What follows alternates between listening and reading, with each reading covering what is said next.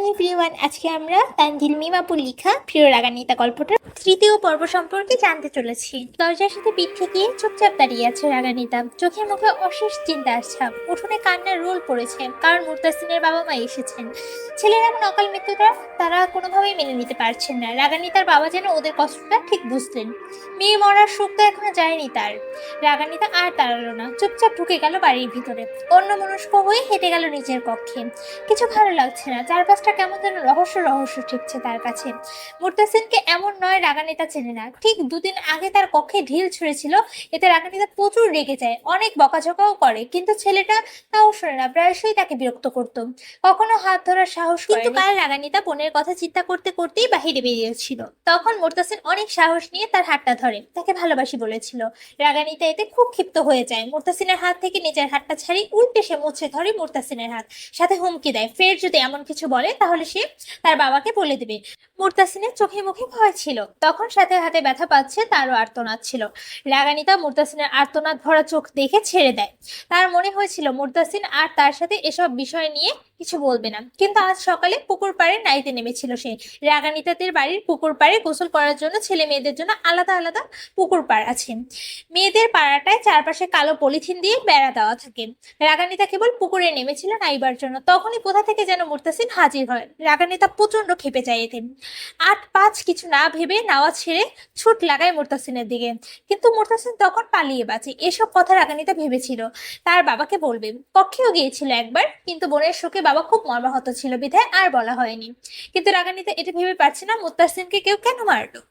তার জন্য নয়তো, কিন্তু তার জন্য কেউ কেন এভাবে একটা মানুষকে খুন করবে। রাগান্বিতা নিচে পড়ে থাকা সেই রক্তে ভেজা চিঠিটা আবার দেখলো। রক্তে পুরো জল জল করে লেখা, সে নিষিদ্ধ ছিল। এই নিষিদ্ধ জিনিসটা ঠিক কি, কোনো মানুষ নাকি অন্য কিছু? সকালে ডাকপিয়নের কাছ থেকে পাওয়া চিঠিটার হাতের লেখা আর এই রক্তে ভেজা চিঠিটার হাতের লেখা মিলালো। অনেকক্ষণ তাকিয়ে থেকে বুঝলো এই দুটো চিঠির হাতের লেখা ভিন্ন। রাগান্বিতা বিষয়টা ধরতে পেরেই মনে মনে আওড়ালো, তাহলে কি এই দুটি চিঠির মালিক ভিন্ন মানুষ? প্রকৃতি জুড়ে আজ রোদ উঠেছে, পাখি উঠছে, বাতাসে শোকের ছায়া যেন হালকা হালকা আলো এসেছে। রাগান্বিতা বাড়ির উঠোনে ছিল। সপ্তাহ পেরিয়ে গেছে, রাগান্বিতা স্কুলে যাচ্ছে না। রাগান্বিতা এবার মাধ্যমিক দিবে। বয়স তার 16 হলেও মেয়েটা সাহসের দিক দিয়ে তার বাপ ভাইয়ের মতো, শুধু খুবই একটু ভীতু টাইপের ছিল। রাগান্বিতা তার শাড়ির আঁচলটা ধরে হাঁটছে আর নানা কিছু ভাবছে। হঠাৎই রাগান্বিতা কি যেন একটা মাথায় আসলো, সে এগিয়ে যেতে লাগলো কালকে সেই জঙ্গলটার দিকে। রাগান্বিতা বিশেষ ভুল না করলে তার মনে হচ্ছে কালকে সেই ছেলেটার সাথে তার আজও দেখা হবে।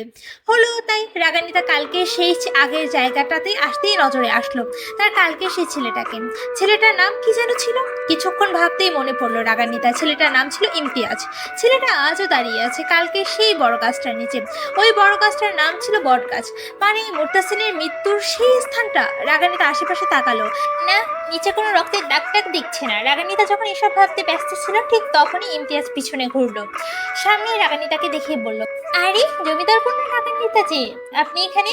রাগান্বিতা জবাব দেয় না, শুধু তাকিয়ে থাকে ইমতিয়াজের মুখের দিকে। তার কি ছেলেটাকে সন্দেহ হচ্ছে? রাগান্বিতাকে চুপচাপ দাঁড়িয়ে থাকতে দেখে ইমতিয়াজ আবার বলে, শুনলাম কাল রাতে নাকি আপনাদের গ্রামে কাকে যেন খুন করা হয়েছে, কথাটা কি সত্যি? এবার রাগান্বিতা মুখ খুললো, মাথা নাড়িয়ে বলল, আর লাশটা কোথায় পাওয়া গেছিল জানেন? বেশ আগ্রহ নিয়ে বলল ইমতিয়াজ, কোথায়?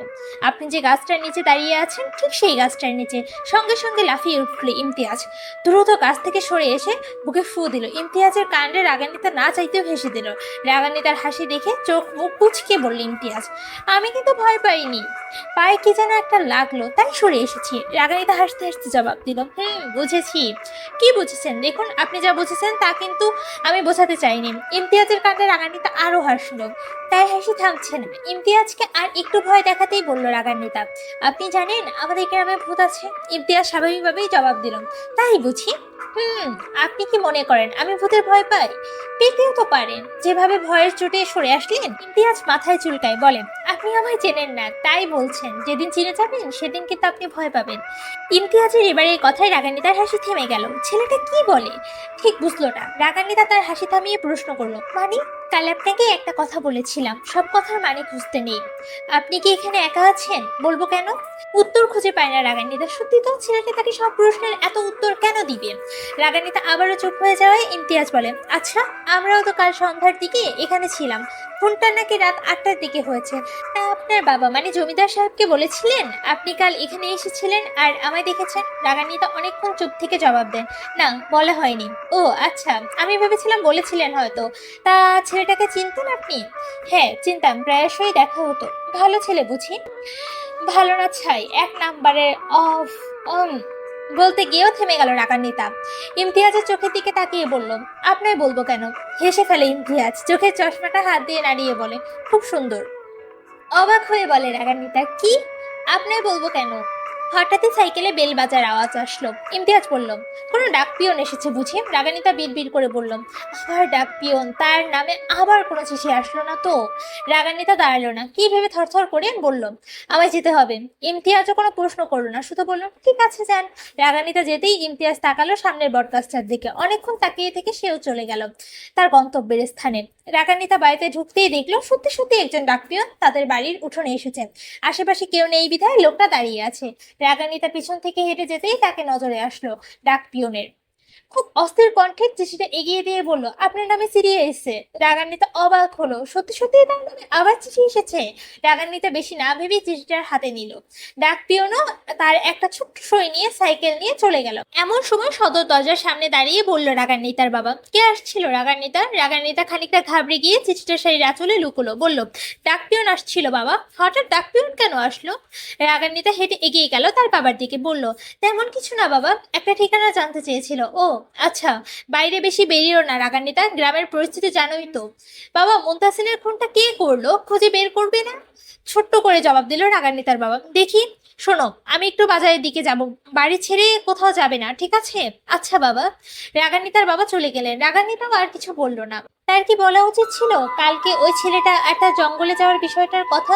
রাগান্বিতা তার হাতের চিঠিটার দিকে দেখলো, বাড়ির ভিতরে ঢুকতে ঢুকতে চিঠিটা খুললো। চিঠিটা খুলতেই লেখা দেখলো, যেখানে লেখা ছিল, আমি প্রেমহীন নগরে লিখতে বসেছি এক বিষাক্ত উপন্যাস, তুমি ছুঁয়ে দিলে একবার দেখে নিও, আমি পিছু ছাড়বো না আর।